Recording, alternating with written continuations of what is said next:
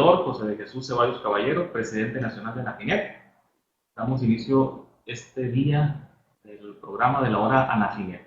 Y vamos a continuar, como lo hemos estado haciendo los últimos 6 programas, con el seminario que les comenté desde el principio, un seminario de impuestos a la renta para personas físicas, o impuestos a la renta del título de personas físicas, con la finalidad de platicar y analizar y estudiar entre todos lo que es este tan importante título, sacar algunos de los detalles, de las dudas que podamos tener, retroalimentarnos entre todos los que estamos aquí en el aula, con los comentarios, con las dudas, con las experiencias de cada uno. La verdad que considero que ha sido muy productivo en lo personal. Cuando analizo a través de aquí del aula Anafinet, junto con todos ustedes diversos temas, pues siempre nos enriquecemos y aprendemos un poco más sobre lo que estamos analizando, porque vemos el enfoque de otros compañeros, de colegas, incluso de otras profesiones, y sobre todo porque están en otras partes de nuestro país, que aprovechando pues voy a saludar aquí a los que están presentes y ver de qué parte nos están contactando. Un saludo a quienes están reportando aquí en el chat de texto, Maricruz, de Ciudad Isla, Veracruz. Buenas tardes, gracias Maricruz. Y aquí a los demás que están presentes a través del chat, Algo de Chiapas, Ana Gaby de Veracruz, Carmen, ¿de dónde nos escuchas, Carmen? Fujita, un saludo a mi paisana de Ciudad Obregón, Sonora. Claudio de Ciudad de México, Violeta Velasco, Mor, no sé si Mor se refiere a Morelos, Morelia o a tu apellido, contadora Violeta. CP Leal, nuestro buen amigo el maestro José Luis Leal, correcto, CP Leal. Fernando Isla de Veracruz, Gilberto Rojas de Medellín, Veracruz, Hugo de Guanajuato, JB el Fiscal, nuestro buen amigo Benjamín, ¿cómo es? Huatusco, con su café huatusqueño, con su programa JB el Fiscal. José, saludos maestro Leal. Manuel, ¿de dónde nos escuchas, Manuel? Por favor, si fueras tan amable de decirnos de dónde estás accesando. Marcos de Yucatán, Maricarmen de Puebla, Maricruz de Ciudad de Veracruz, Mario, de igual manera Mario, si nos puedes decir de dónde nos estás escuchando. Maurilio de Morelia, Octavio Ávila, saludos a nuestro vicepresidente de la FINEP, hasta Guadalajara, Jalisco. Olmedo, TH, aquí sí ya me perdí, si es la ciudad de donde nos estás accesando, Olmedo, ¿me podrías confirmar de qué representa TEH? Ramón, Alvarado, Veracruz, Tehuacán, Puebla. Muchas gracias, Olmedo. Sigifredo hasta Ensenada y Tania del DF. DF hoy Ciudad de México, ¿no? Bueno, un saludo a todos ustedes. Como les comentaba, vamos a continuar con el tema de impuestos a la renta de personas físicas. Un seminario que un servidor imparte en diversos instituciones, universidades, donde nos piden que participemos. Con un promedio de este seminario lo damos en 20 horas. Así que pues estamos llevando ahorita nuestra, si no mal recuerdo, 7ª sesión, viendo el tema, estamos en este momento viendo el tema de RIF. Vamos a continuar en donde nos quedamos el martes pasado. Vamos a compartir escritorio para que puedan ver el material.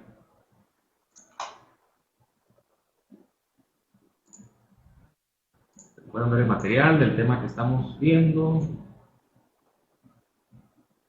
Bien, aquí nos quedamos. Vamos a darle.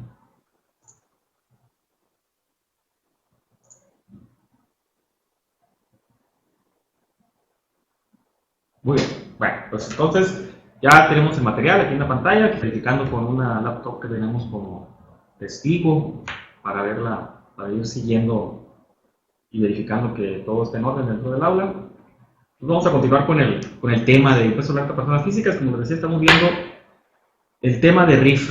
Aquí nos quedamos el martes anterior, viendo la parte donde la ley de impuestos a la renta señala quiénes no podrán estar o tributar dentro de RIF.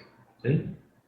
Y como vemos en este primer párrafo, que ya lo habíamos comentado en la sesión anterior, esta lo vamos a ver rápidamente, desde que inició lo que fue RIF, el texto de la ley fue muy tajante y no permitió que los socios o accionistas o quienes tuvieran la obligación ante la autoridad fiscal, ante el SAT, de socio o accionista, no permitió de entrada, cuando recién inició la vigencia de la ley, no permitió lo que se denomina la convivencia de RIF con este otro tipo de obligación de socio accionista. Algo que en su momento fue muy controversial y criticado por diversos sectores, incluyendo asociaciones como la nuestra, debido a que existían contribuyentes que tenían la obligación dada de alta de socio accionista y que a su vez tenían algún tipo de negocio que por sus características les permitía o les podía permitir hacerlo a través de RIF, pero que por tener la obligación de socio accionista no podían hacerlo o llevar a cabo su otra actividad como RIF, aun y a pesar de que la obligación de socio accionista era porque pertenecían a asociaciones del título tercero, de asistencia privada en muchos casos, patronatos, pero que al formar parte como socio dentro de estos patronatos, asociaciones de asistencia, instituciones de asistencia privada, entre otros, pues la autoridad les negaba el derecho o la opción o la posibilidad de poder estar en RIF, así como por tener ahorros en lo que se denominan cajas de ahorro populares, en las que te obligan, no te obligan, sino que para poder pertenecer a ellas necesitas tener la figura de socio y por lo tanto tener la obligación de socio ante el SAT.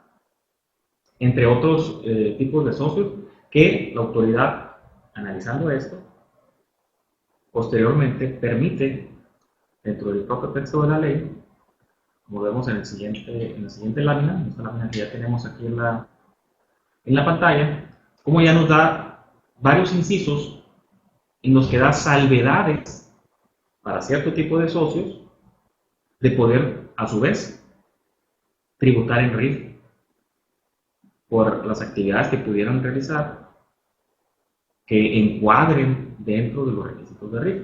Es decir, que no tengan la limitante de que, por ejemplo, en el párrafo, mejor dicho, en la fracción A, en el inciso A, aquellos socios accionistas que pertenecen a personas morales del título tercero, es decir, con fines no lucrativos, que no los limite, por el hecho de estar dentro de este tipo de sociedades, a hacer RIF también por actividades personales que lleven a cabo.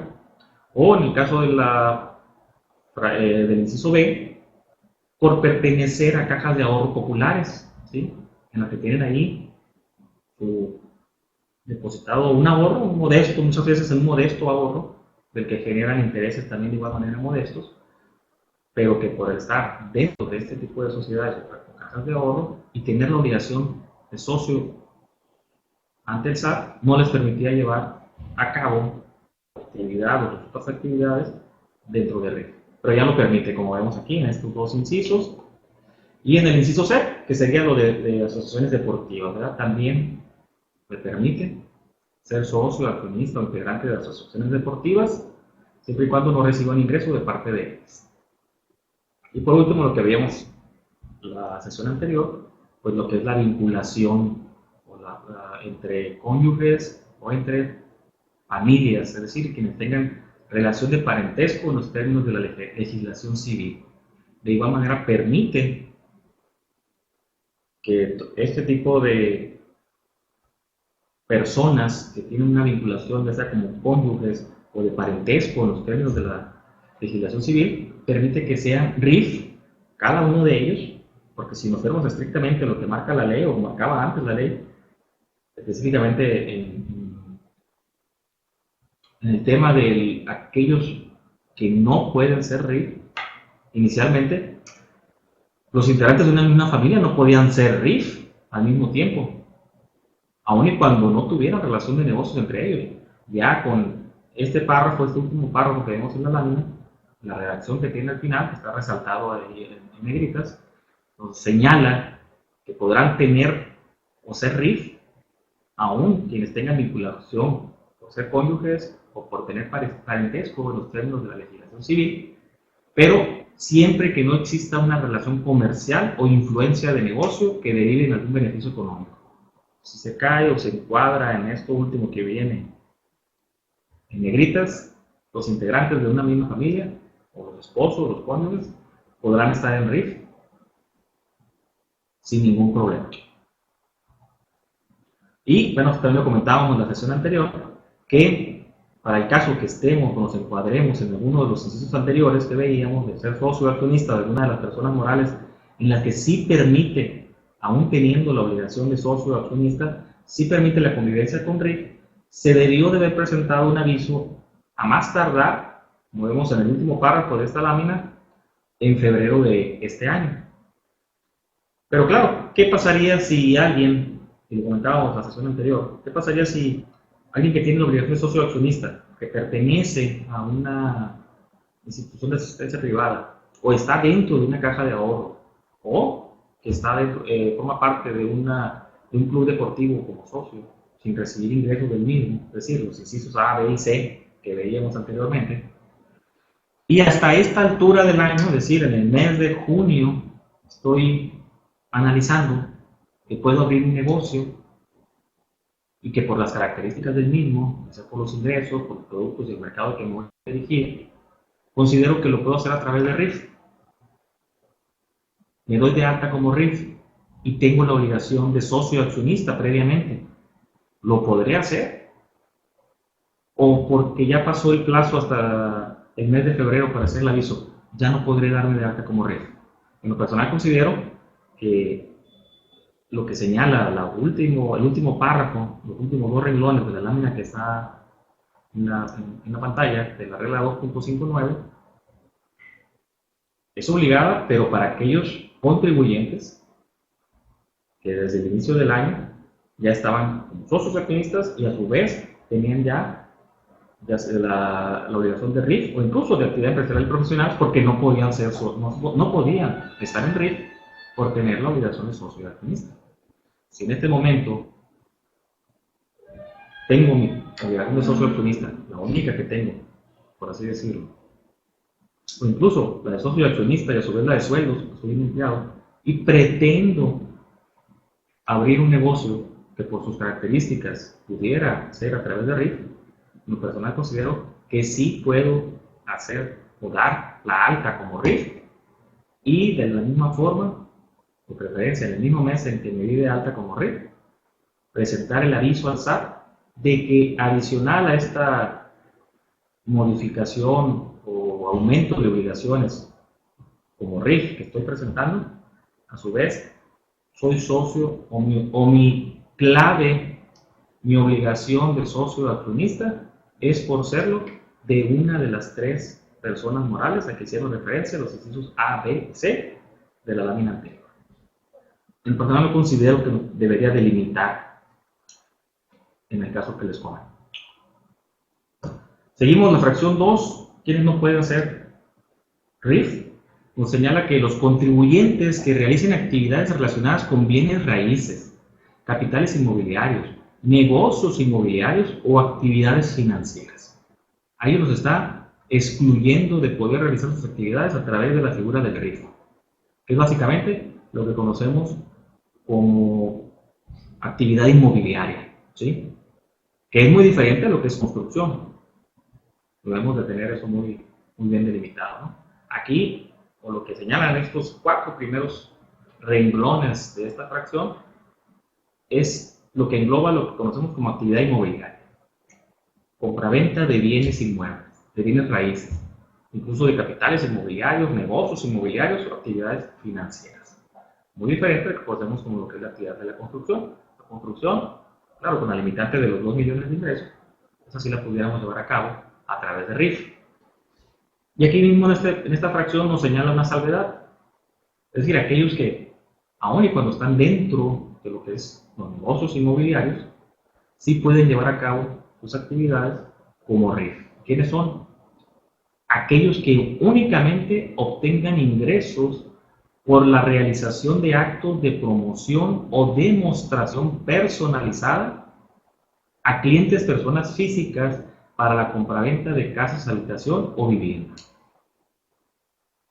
Y dichos clientes también sean personas físicas que no realicen actos de construcción, desarrollo, remodelación, mejora o venta de las casas, habitación o de vivienda. Es decir, aquellos agentes inmobiliarios, corredores inmobiliarios, asesores inmobiliarios, dependiendo del término que utilicen, pero que solamente realicen actividades como vendedores, agentes, vendedores, asesores inmobiliarios, pero que solamente realicen operaciones, una, que sea la demostración o promoción personalizada a clientes personas físicas.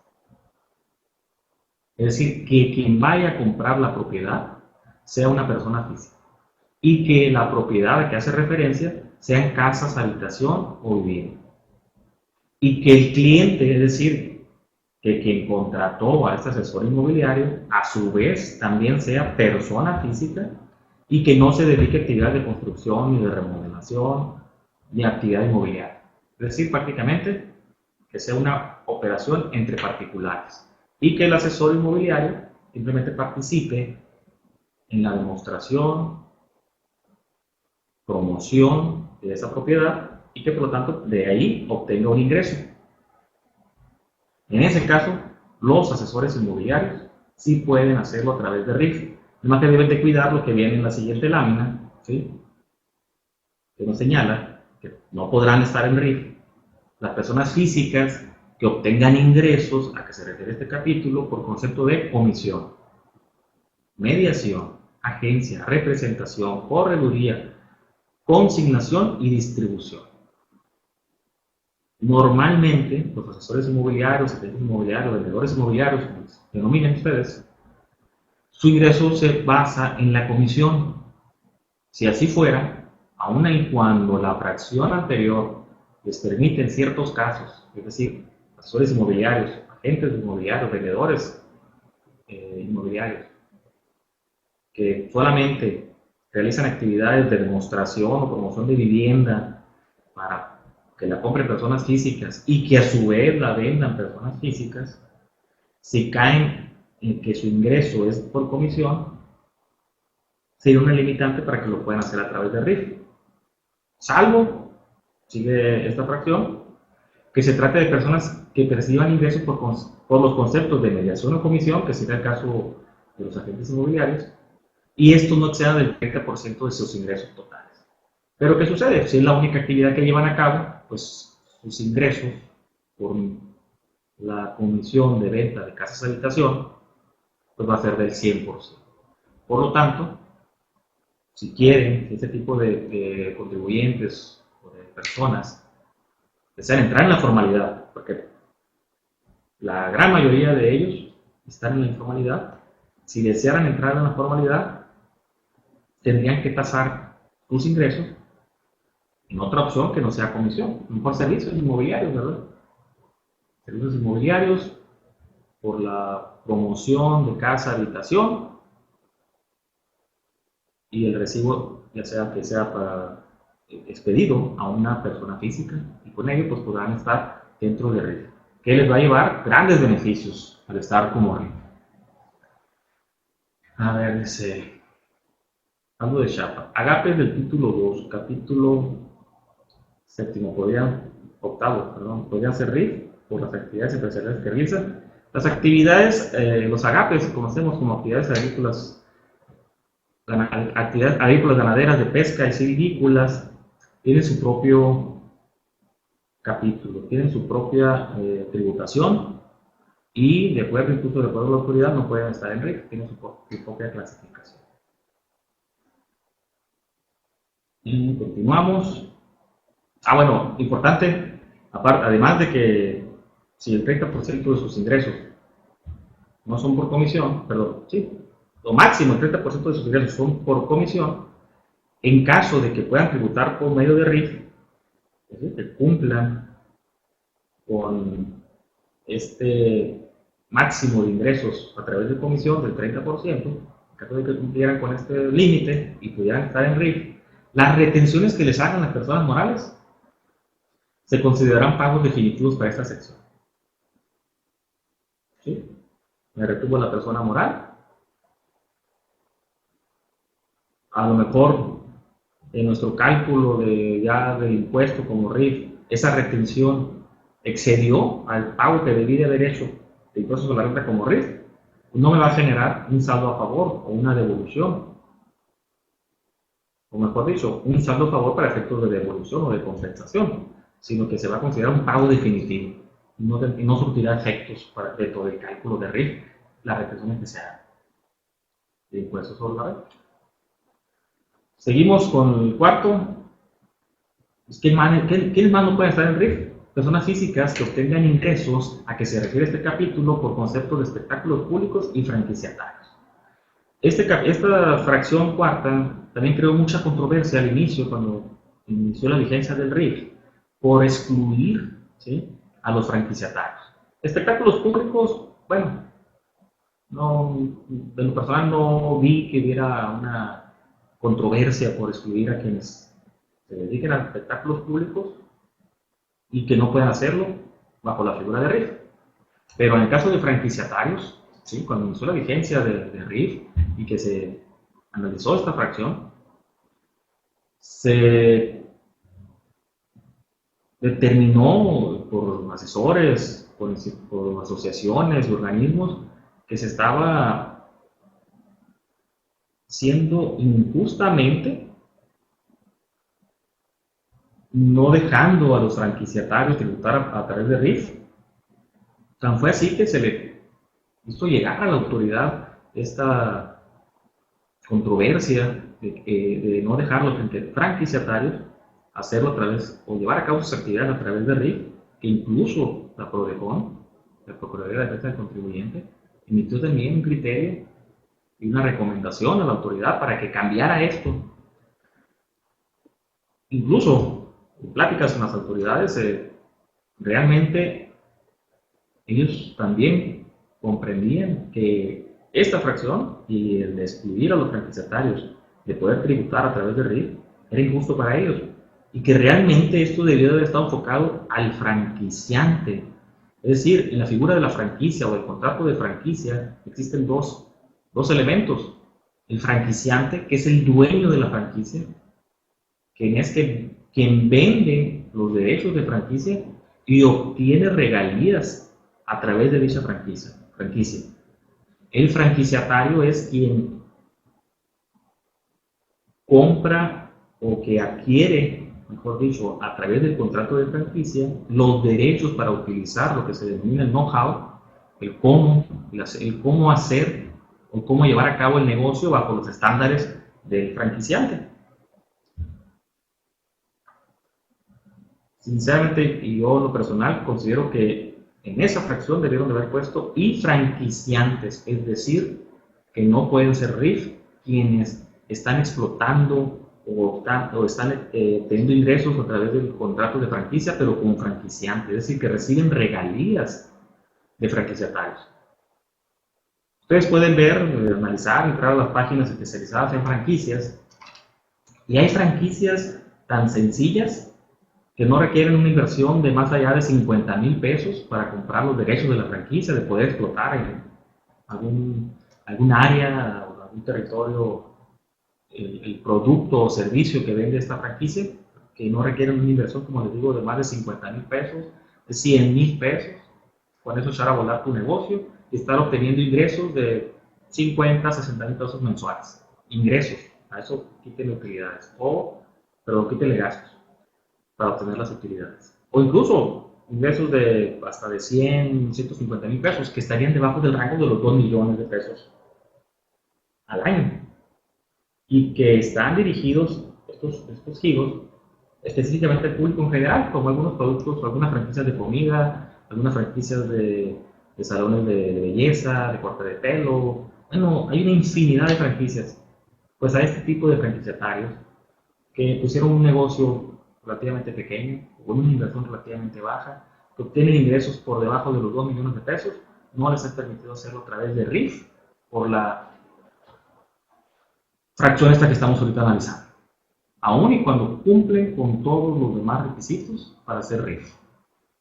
No lo pueden hacer a través de dicho régimen. Algo que en lo personal, como les comento, lo considero pues injusto, ¿no? Injusto. En fin, la autoridad dijo que en su momento que iba a sacar una regla para permitir que los franquiciatarios que cumplieran con las características, sobre todo del ingreso, lo pudieran hacer a través de RIF. A la fecha no ha salido. La fracción quinta nos señala de los contribuyentes que realicen actividades a través de fideicomisos o asociación en participación. También no les está permitido hacerlo a través de RIF. ¿Sí? La asociación en participación, recordemos que para efectos de impuestos sobre la renta es una ficción jurídica similar a la persona moral, tributa como una persona moral, por lo tanto no puede hacerlo a través de RIF. Bueno, pero ¿qué es espectáculo público? Sí, todavía a veces hay dudas. Bueno, ¿qué se considera un espectáculo público? Normalmente las leyes locales, la ley de Hacienda Municipal, en el caso del Estado de Sonora, es la ley de Hacienda Municipal del Estado de Sonora, la que señala qué actividades se consideran como espectáculo público y por lo tanto, dichas actividades, quien las realiza no lo podrá hacer bajo la figura de RIF. En el caso específico del Estado de Sonora, porque he visto la legislación de otros estados, cambia un poco la redacción. Aquí en el Estado de Sonora nos señala que los espectáculos públicos son aquellos que, por diversión y espectáculo público, debe entenderse toda función de esparcimiento, sea teatral, deportiva o de cualquier naturaleza semejante, que se verifique en salones, teatros, calles, plazas, locales abiertos o cerrados, en donde se reúna un grupo de personas pagando por ello cierta suma de dinero.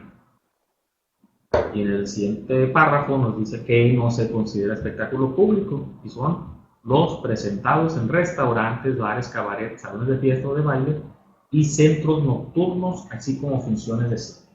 Estas últimas no son consideradas espectáculo público. Y aquí en pantalla pueden ver en esta lámina lo que les comentaba sobre la recomendación o lo que el PRODECON le denomina un análisis sistémico con requerimiento de informe sobre el tema de los franquiciatarios y el RIF. Aquí vemos en el último párrafo de la lámina, por eso, al principio ese asunto, imposibilidad que sufren los franquiciatarios para tributar en el régimen de incorporación fiscal. Eso fue emitido por PRODECON desde el 5 de septiembre de 2014 y a la fecha no se ha resuelto ni se ha dado marcha atrás a lo que es el impedimento a los franquiciatarios de poder tributarlo con la figura de RIF. En el último párrafo podemos leer, el artículo 111, fracción cuarta de la Ley de Impuestos sobre la Renta establece un trato diferenciado que no se justifica al imposibilitar a los franquiciatarios, personas físicas, para tributar en el régimen de incorporación fiscal. El propio PRODECON emite esta recomendación, considera que no se justifica ese trato diferenciado para los franquiciatarios, pero a la fecha la autoridad no ha resuelto ni ha permitido que los franquiciatarios tributen bajo la figura de RIF. Si alguno de ustedes tiene algún cliente, patrón, o desarrollan un negocio como franquiciatarios, y lo están haciendo a través de RIF, incluso porque anteriormente ya venían haciéndolo como pequeños contribuyentes. Hay muchas franquicias, muchos franquiciatarios que su franquicia la estaban llevando a cabo bajo el régimen de RIF, de pequeño contribuyente hasta el 2013, y con el cambio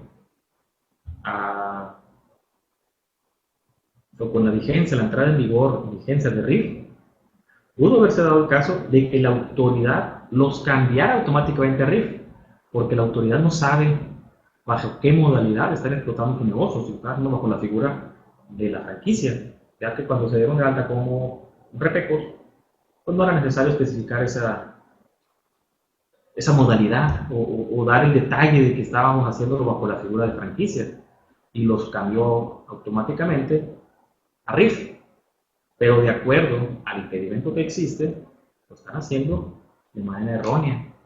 Si la autoridad los llega a detectar, que son franquicias, que son franquiciatarios y que están como RIF, les pudiera querer emitir un crédito pues, por todo el impuesto que no han estado pagando por estar haciendo uso o aplicando los estímulos de RIF. Hay que tener mucho cuidado con eso. Seguimos. Los contribuyentes de cálculo y entero del impuesto. Aquí nos señala cuándo debemos hacer el pago del impuesto. Y son pagos definitivos, a más tardar el día 17, de acuerdo a la ley, de marzo, mayo, junio, septiembre, noviembre y enero del año siguiente. Es decir, el día 17 del mes posterior al bimestre. Mediante declaración que se presentará a través de los sistemas que disponga el SAT, en su página de internet. ¿Y cómo se realiza el cálculo? Bueno, a diferencia de lo que era el pequeño contribuyente, donde en base a los ingresos del año anterior se determinaba una cuota fija para el pago del impuesto de la renta, del IVA, incluso del IEPS, en RIF ya sabemos que no. Aquí sí se debe de realizar un cálculo que es restando de la totalidad de los ingresos a que se refiere este artículo, obtenidos en dicho bimestre en efectivo, en bienes o en servicios, le vamos a restar las deducciones autorizadas en la ley, que sean estrictamente indispensables para la obtención de los ingresos a que refiere esta sección, y así como las erogaciones efectivamente realizadas en el mismo periodo para la adquisición de activos, gastos y cargos diferidos y el pago de la PTU a los trabajadores. Con este cálculo vamos a obtener lo que es la utilidad fiscal del bimestre y en base a ello hacer el pago del impuesto a la renta. Tenemos una regla, como veíamos en la ley, nos determina que el día 17 del mes posterior al bimestre debemos de hacer el pago o la presentación de la declaración. Esta regla, la 292 de la resolución miscelánea, nos extiende el plazo hasta el último día del mes posterior al bimestre. Aquí lo vemos, dice al final.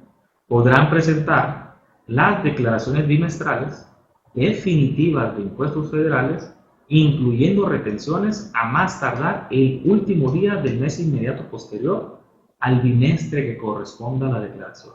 Y por eso tenemos la posibilidad de presentar nuestra declaración de RIF bimestral en tiempo y forma, como se le dice, hasta el último día del mes posterior al bimestre, es decir, en el caso de enero-febrero del primer bimestre, pues hasta el último día de marzo y así sucesivamente. Este bimestre que sigue pues será mayo-junio, el tercer bimestre del 2016, podremos presentarlo en tiempo hasta el día último de julio, debido a esta regla. La ley nos señala que el día 17, esta regla nos da la posibilidad de hacerlo hasta el día último del mes posterior al bimestre. En este párrafo dice ingresos inferiores a las deducciones. Bueno, ¿qué pasa cuando? Porque puede darse el caso, dependiendo del giro o del negocio que estemos llevando a cabo. Hay aquellos negocios que son estacionales, ¿sí? Que tenemos los ingresos en cierta etapa del año, en cierta temporada, y posteriormente podemos tener gastos y deducciones que incluso rebasen a los ingresos del bimestre. ¿Qué pasa en ese caso? Se va a considerar la diferencia que resulta entre ambos conceptos como deducibles en los periodos siguientes. Es decir, que aquí en el RIF no tenemos la figura de lo que sería la amortización de pérdidas, porque realmente el caso, el hecho de que tengamos ingresos inferiores a las deducciones, ¿sí?, en términos contables y financieros, pues sería una pérdida. Y en los demás regímenes de impuestos sobre la renta, las pérdidas las amortizamos contra utilidades de ejercicios posteriores. Bueno, en el caso de RIF no. Aquí el RIF nos señala que esa diferencia, cuando existan ingresos inferiores a las deducciones, esa diferencia será concepto deducible en los periodos siguientes. Es decir, será una deducción dentro de los siguientes bimestres. En técnica contable, pues sería una diferencia nada más. Para efectos de resultado, ¿sí?, de la base o del impuesto de la base para determinar el impuesto sobre la renta, pues sería prácticamente lo mismo. ¿Y cuál es la renta gravable para PTU? Es decir, ¿qué es lo que debemos de considerar para el reparto de utilidades a los trabajadores? Pues va a ser la utilidad fiscal que resulte de la suma de las utilidades fiscales obtenidas en cada bimestre del ejercicio. Es decir, vamos a sumar la utilidad que tuvimos en el bimestre, en el primer bimestre, en el segundo, tercero, cuarto, quinto y sexto bimestre del ejercicio, y de esa suma que nos den las utilidades de los 6 bimestres del año, nos va a servir de base para la PTU. Es decir, vamos a separar el 10% de esas utilidades o de la suma de esas utilidades del año para repartirla entre los trabajadores. ¿Cuándo se debe de hacer ese reparto? Hasta el 2015, el texto de la ley no especificaba cuándo se debía de pagar o entregar la PTU a los trabajadores. Incluso había quienes decían, bueno, si no dice cuándo, pues no la entrego nunca. Ya la autoridad para 2016 agrega en el texto de la ley el plazo para entregar las utilidades a los trabajadores.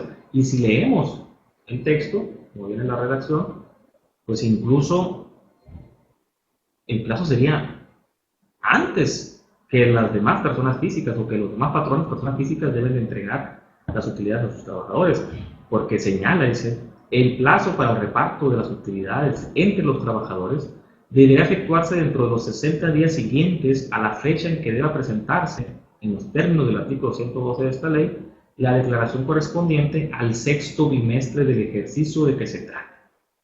A ver, entonces, como RIF, debo de entregarle a mis trabajadores su PTU, de acuerdo a la ley, 60 días después o siguientes a la declaración o a los términos de la declaración correspondiente al sexto bimestre del ejercicio de que se trata. ¿Cuándo estoy obligado a presentar mi declaración del sexto bimestre? En enero. Es cuando debo presentar mi declaración del sexto bimestre. De acuerdo a la ley, sería el día 17 de enero. De acuerdo a la regla que vimos anteriormente, la 292, nos da el plazo hasta el día último del mes de enero. Vamos a tomar hasta el día último del mes de enero. Por lo tanto, 60 días posteriores serían prácticamente febrero, marzo, 60 días. En este año, pues,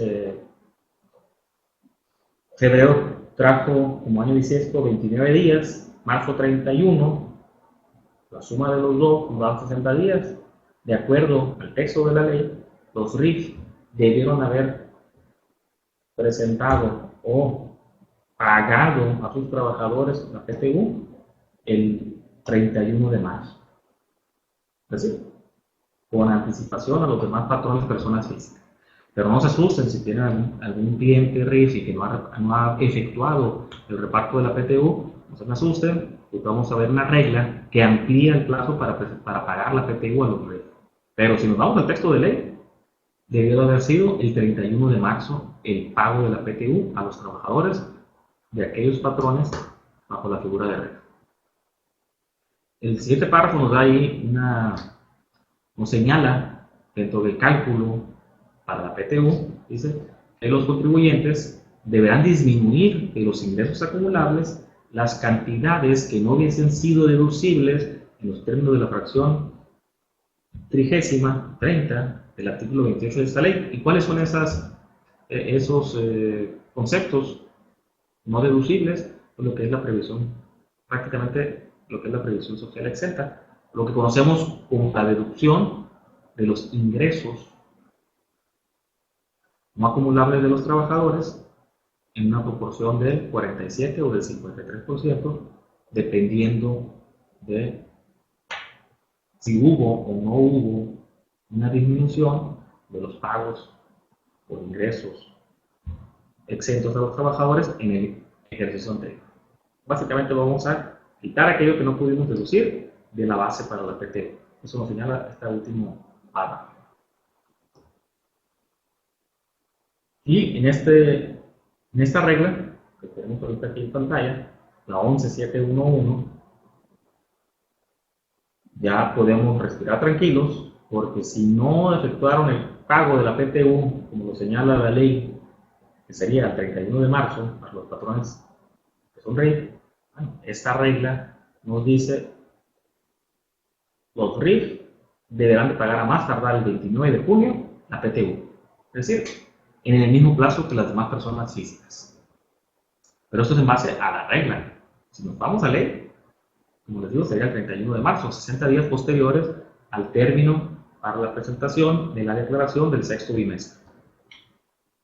Sacamos cuentas, 31 de marzo.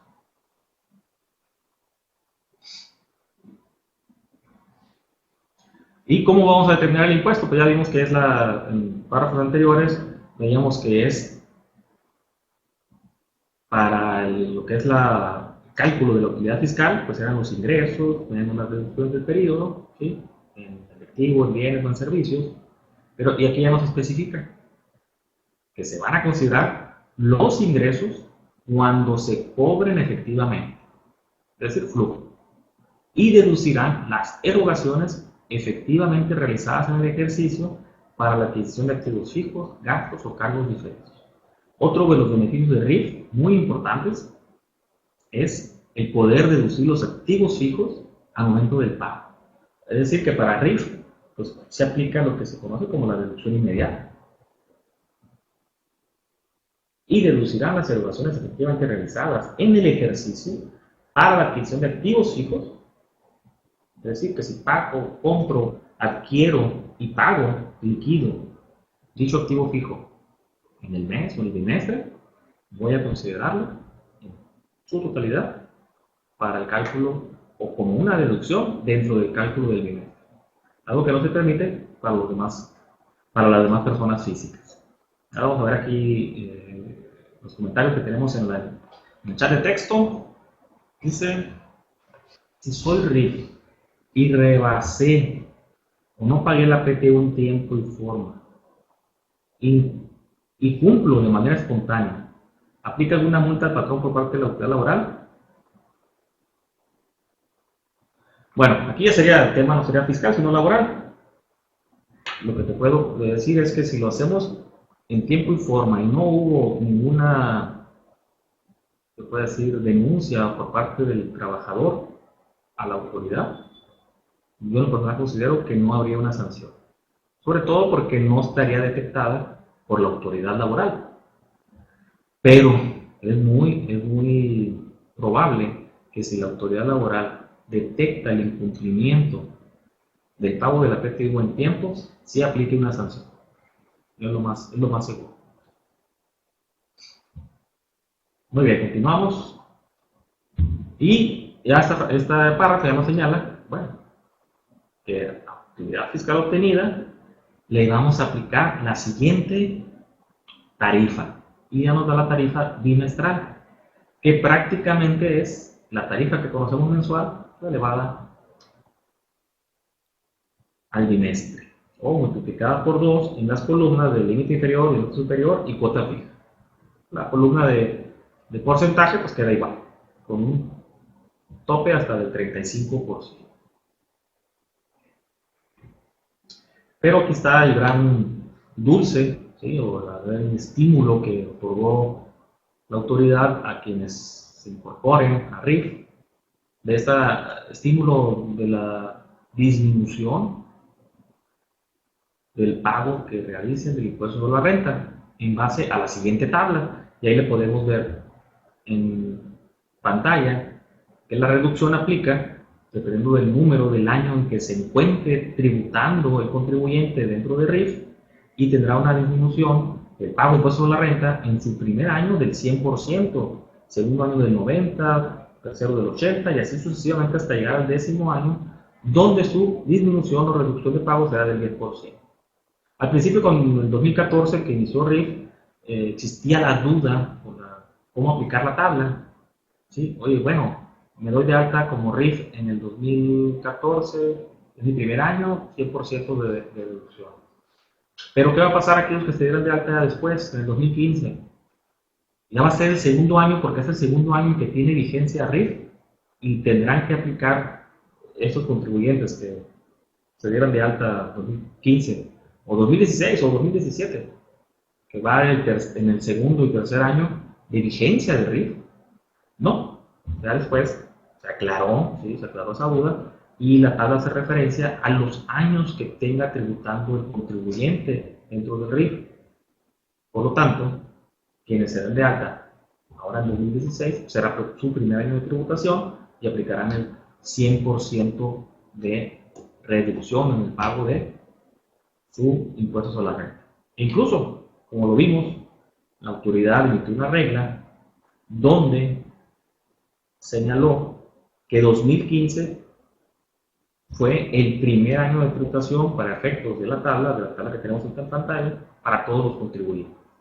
Por lo tanto, quienes estuvieron tributando en RIF desde el 2014, el 2015, debido a esta regla que emitió la autoridad, también se consideró como primer año de tributación para la aplicación de la tabla. Hicieron reducción del 100% de impuestos sobre la renta y 2016 es su segundo año para efectos de la aplicación de la tabla, aun y cuando están tributando en RIF desde 2014 y que para efectos prácticos y reales pues están en su tercer año. Continuamos, dice, contra el impuesto reducido, es decir, si para mí 2016 es mi segundo año de tributación, porque a lo mejor inicié actividades en 2015 o incluso 2014 y que vimos que para quienes iniciaron en 2014, el 2016 es su segundo año, la reducción o el impuesto resultante después de la reducción a la que tengo derecho, a ese impuesto ya no le voy a reducir ningún tipo de crédito o rebaja, por el concepto de excepciones o subsidios. El siguiente párrafo ya señala que los contribuyentes solo podrán permanecer en RIF máximo 10 ejercicios fiscales consecutivos. Hay quienes dudan incluso que el RIF vaya a durar más de 10 años, que tal vez existe la posibilidad de que en el 2018, cuando se haga un cambio de presidencia, ¿sí? del Ejecutivo Federal, ¿no? Y de todo lo que es el Congreso, donde habrá cambio de senadores y de diputados, de todo el Congreso de la Unión, hay quienes consideran que posiblemente haya un cambio dentro del RIF, o incluso una eliminación de este régimen por uno nuevo, ¿sí? Vamos a ver qué sucede. En 2018 se oye lejos, pero la verdad es que rápidamente estaremos en ese año. ¿Y qué pasa después de los 10 años? Bueno, concluido el periodo, el contribuyente deberá de tributar en el régimen de actividades empresariales y profesionales. Sale de regla. Esta regla también nos señala algo muy importante, la 3.13.4, porque también hubo mucha controversia al iniciar la vigencia de RIF. ¿Qué pasa en el caso, ¿sí?, de que el contribuyente, estando en RIF, suspendiera actividades? La ley señala que los contribuyentes que dejen de tributar en RIF no podrán volver a tributar en dicho régimen. Por lo tanto, la autoridad fiscal tomó el criterio de que si te suspendías, estando en RIF, y que por así convenir a tus intereses, presentaban la suspensión de actividades dentro de RIF, estando como RIF, al momento en que te reactivaras, ya no podías volverlo a hacer como RIF, porque la autoridad, así con un criterio muy literal de la ley, decía, la ley señala que si tributabas en RIF, ya no podrás volverlo a hacer. Pero, realmente, la suspensión de actividades no significa que estás dejando de tributar en dicho régimen, ya sea RIF o cualquier otro en el que estés. Simplemente significa que se están suspendiendo tus obligaciones y, por lo tanto, la presentación de las declaraciones periódicas de cualquier régimen. Tan es así que esta regla, la 3.13.4, nos señala los efectos del aviso de suspensión de actividades en el RIF. Y se considera que la presentación del aviso de suspensión de actividades no implica la salida del RIF. Sigues en RIF, simplemente estás suspendiendo tus obligaciones de presentación de declaraciones y todo tipo de obligaciones que tienes que presentar durante el plazo en que está suspendido. Pero sí te señala que continuarán computando, o sea, en el caso de la reactivación de actividades, se continuarán computándose los plazos durante el periodo en que se esté vigente la suspensión, aplicando en su caso la disminución o reducción de los porcentajes según corresponda en el año de tributación en que se reanuden actividades por las que los contribuyentes estén sujetos al RIF. Es decir, yo estoy en RIF desde el 2014, 2015 se considera también mi primer año, como vimos por la regla que emitió en su momento la autoridad. En este momento, 2016, estoy en mi segundo año y por así convenir en los intereses, presento una suspensión. Soy RIF, presento mi suspensión. Que así me combino con el negocio, lo cerré momentáneamente por un tiempo. Me reactivo nuevamente, vuelvo a abrir el negocio en el 2018. Bueno, para efecto de la regla, ¿qué sucederá? Cuando reactive en el 2018, estaré en mi, sería segundo, tercer, cuarto año de RIF. Es decir, 2016, 2017, o incluso que me reactivara en 2019, 2018, se considerarían los plazos y los tiempos que transcurrieron en el tiempo que estuvo suspendido para los estímulos de RIF. Es decir, los que se consideran en la tabla que vimos hace láminas anteriores de los 10 años. Muy bien, pues son las, aquí en mi tierra, son las 4:57, para ustedes son las 6:57 en el resto del país. En Sonora tenemos 2 años. 2 horas de diferencia. Para, como cultura general, les digo a quienes no son de esas tierras, Sonora es de, creo, bueno, junto con Quintana Roo, si mal no recuerdo, somos los estados que no tenemos horario de verano, todo el año tenemos la misma hora, por lo tanto, cuando el resto del país entra en horario de verano, nosotros, al no mover nuestra hora, quedamos a 2 horas de diferencia prácticamente con el resto del país. Así que a nosotros ahorita van a ser las 5 de la tarde, para ustedes las 7, van terminando sus actividades. Vamos a dejarlo hasta aquí, en esta sesión de la hora Anafinet, el día de hoy, 21 de junio. Gracias por haber estado aquí presentes, gracias a todos los que estuvieron en el aula Anafinet el día de hoy. Gracias, como siempre, le agradezco a Santa por estar al pendiente de los controles del aula virtual Anafinet durante todos los días, todo el día, y muy especialmente en la hora Anafinet. Santa, como siempre te lo agradezco. Espero que esta hora que estuvimos conversando y viendo detalles de RIF les haya sido de utilidad, hayan salido dudas o inquietudes que tuvieran en dicho régimen. Les agradezco los comentarios a quienes estuvieron participando en el chat de texto.